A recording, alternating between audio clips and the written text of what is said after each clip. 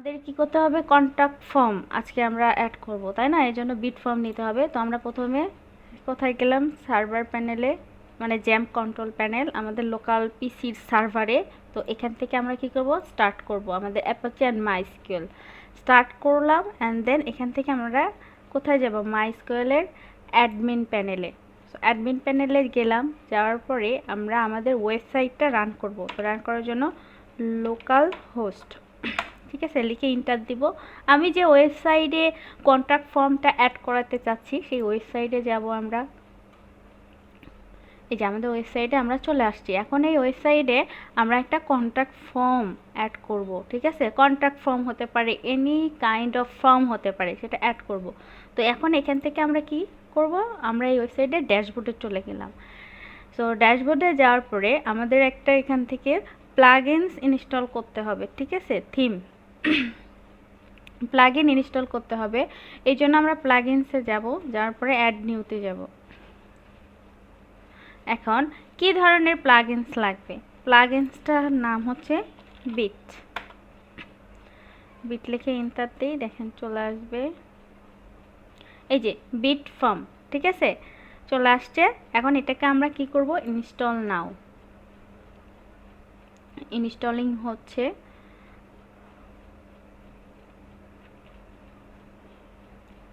ঠিক আছে সাগর ভাই, বুঝতে পারছেন কোথায় এসে এই হ্যাঁ বিটটা হ্যাঁ লিখতে হবে?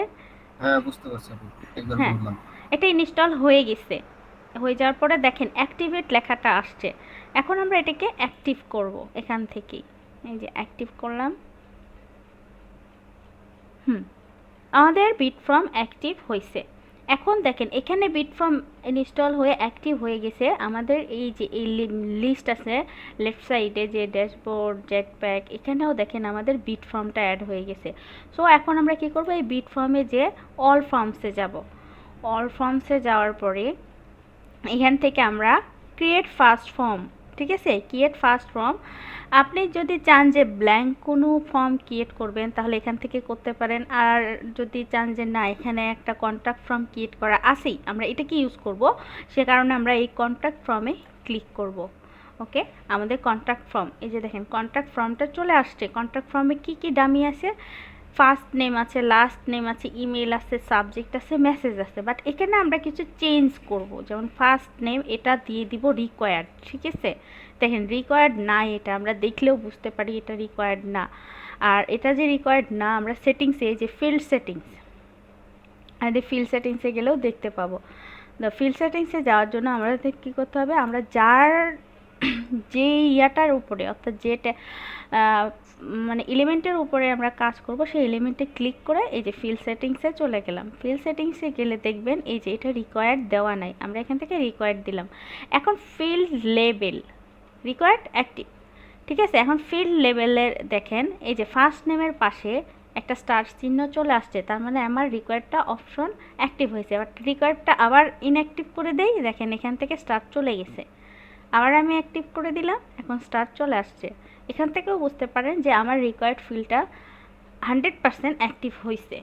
তো এখন আপনি এই ভেতর থেকে কিছু কাজ করতে পারেন। যে ফার্স্ট নেম আছে, আপনি এখানে চাইলে এই জায়গাটায় যে এই যে লেবেল করা আছে এখান থেকে এই জিনিসটা চেঞ্জ করতে পারেন, ঠিক আছে? যে ফার্স্ট নেম না লিখে যদি অন্য কিছু ভ্যালু দিতে চান সেটাও আপনি এখান থেকে করতে পারেন।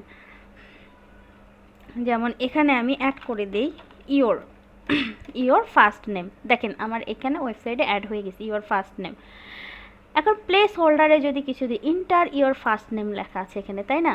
তো আমি চাচ্ছি প্লেস হোল্ডারে ইন্টার ইওর ফার্স্ট নেম না থেকে জাস্ট ফার্স্ট নেম, ঠিক আছে? First name, your first name বা ফার্স্ট নেম ইন্টার না লিখে যদি লিখতে পারি টাইপ, মানে চেঞ্জ করতে পারি, এই জিনিসটাই দেখাইতেছি যে টাইপ ফার্স্ট নেম। ওকে, টাইপ হয়ে গেছে। আমাদের লাস্ট নেমের ক্ষেত্রে আর কিছু আছে? হ্যাঁ, লাস্ট নেমের ক্ষেত্রে আমরা ইন্টারটা বাদ দিব। দিয়ে কী করবো? এখানে আমরা ইন্টারটা বাদ দেবো আর এটাকে রিকোয়ার্ড করব। তাহলে আমরা আবার এখানে দেখি, হ্যাঁ ফিল্ড সেটিংসে আছে। এখন দেখেন এই লাস্ট নেম কিন্তু রিকোয়ার্ড নাই। সো এখান থেকে আমাকে রিকোয়ার্ড অ্যাক্টিভ করতে হবে, বুঝতে পারছেন? এর লেবেল ঠিক আছে, লাস্ট নেম, কার লাস্ট নেম এখানে বলে দেই ইওর, ঠিক আছে? Your last name. এখন এই প্লেস হোল্ডারে কিছু কাজ করতে পারি। যে প্লেস হোল্ডারে ইন্টার আছে, ইন্টারিয়র, যেমন আমরা এখানে লিখেছিলাম টাইপ ফার্স্ট নেম, তো এরকমই কিছু লিখে দেই যে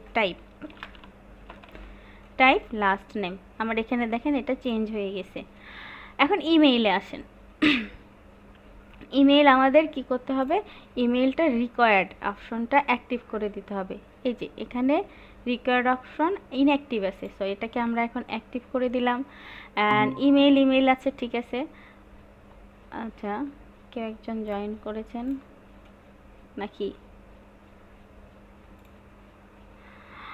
আচ্ছা, সমস্যা নাই। তাহলে ইমেইলের ভিতরে example@mail.com লেখা আছে। আমরা এখন চাইলে এখান থেকে কি করতে পারি, এটাকে চেঞ্জ করে দেবো। কোথা থেকে? প্লেস হোল্ডার থেকে। তাহলে এখানে কি লিখব, যে এক্সাম্পল না লিখে ইওর মেইল, ঠিক আছে, ইন্টার ইওর মেইল, এরকম কিছু লিখতে পারি। ইন্টার বা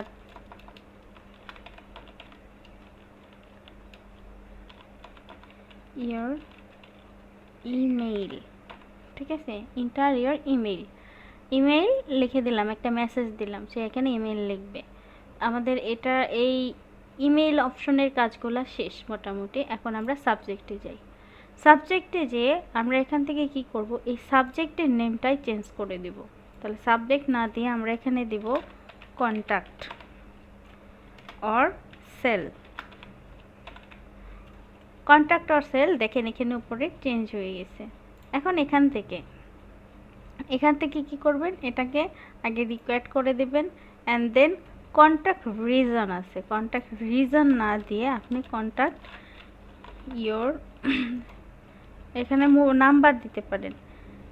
ইন্টার ইওর, একটু ক্যাপিটাল লেটার লিখে দেই, inter your mobile cell number দিয়ে দাও, সেল নাম্বার, ঠিক আছে। ইন্টারিয়র সেল নাম্বার, আমাদের এই মেসেজেও চলে আসছে ইন্টারিয়র সেল নাম্বার। আচ্ছা, এরপরে আমাদের মেসেজ বক্স আছে। মেসেজ বক্সে মেসেজ থাকবে, বাট এটা আমরা রিকোয়ার্ডটা অ্যাক্টিভ করে দিব। And place holder text, place holder টেক্সটের কাছে লিখতে পারি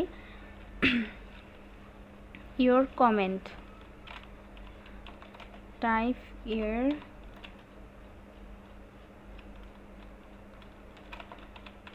কমেন্ট, টাইপ ইওর কমেন্ট দিলাম। আমাদের মেসেজ বক্সে টাইপ ইওর কমেন্ট চলে আসছে। মোটামুটি আমাদের এই পেজটা রেডি। দেন আমরা এটাকে কি করব, আমরা এখানে এই যে সেভ একটা অপশন আছে, এখানে যে এটাকে সেভ দিয়ে দিব। আমাদের কন্ট্যাক্ট ফর্ম সেভ, এই যে এখানে একটা মেসেজ দিয়েছে দেখেন রাইট সাইডে বটমে, ফ্রম সেভ সাকসেসফুলি। সো এখন আমরা হোমে যাব। এখান থেকে হোমে গেলাম, এখান থেকে কন্ট্যাক্ট ফর্মে যে আমাদের এই যে শর্ট একটা কোড আছে, এই কোডের ভিতর থেকে আমরা এই যে বিট ফ্রমের যে আইডি লিঙ্ক আছে এটা কপি করব। জাস্ট এই কপি সাইনে ক্লিক করলে এই যে এখানে আমাকে একটা মেসেজ দিতেছে কপিড অন ক্লিপবোর্ড, অর্থাৎ কপি হয়ে গেছে। এখন এই লিঙ্কটা নিয়ে আমরা পেজেসে যাব। পেজেসে যে অল পেজেস, এখানে আমি কন্ট্যাক্ট আস, আমরা যেটা ইনস্টল করেছি এটা কন্ট্যাক্ট আস নামে এখানে হয়ে আছে, ঠিক আছে, আমাদের পেজে কন্ট্যাক্ট আস। তো ওখানে যে এডিট করব, এডিট একটা অপশন আসবে, দেন এইরকম একটা উইন্ডো আসবে কন্ট্যাক্ট আস নামে। দেন এখানে যে আমি যে লিঙ্কটা কপি করেছি ওইটা এখানে পেস্ট করে দিব, ঠিক আছে। দেন এখান থেকে আপডেট, যখন আমি এটাকে আপডেট দিলাম দেন এখানে ভিউ পেজ আসবে। আমি জাস্ট ভিউ পেজ করলে দেখেন আমাদের কন্ট্যাক্ট আসের এই যে পেজটা চলে আসছে। এখন এখান থেকে আমরা কিছু মেসেজ দেব। যেহেতু ইওর ফার্স্ট নেম দিতে বলছে, আমি এখানে ফার্স্ট নেম দিলাম। অ্যান্ড লাস্ট নেম না দিয়ে আমি ইমেইল আইডিটা দিলাম।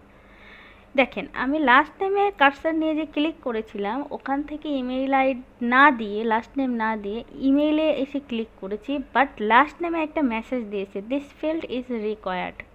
কারণ কি, আমরা এখানে রিকোয়ার্ড অপশনটা অন রেখেছি, তার মানে আমাকে এটা ফিল আপ করতেই হবে। দিলাম বিলাসী।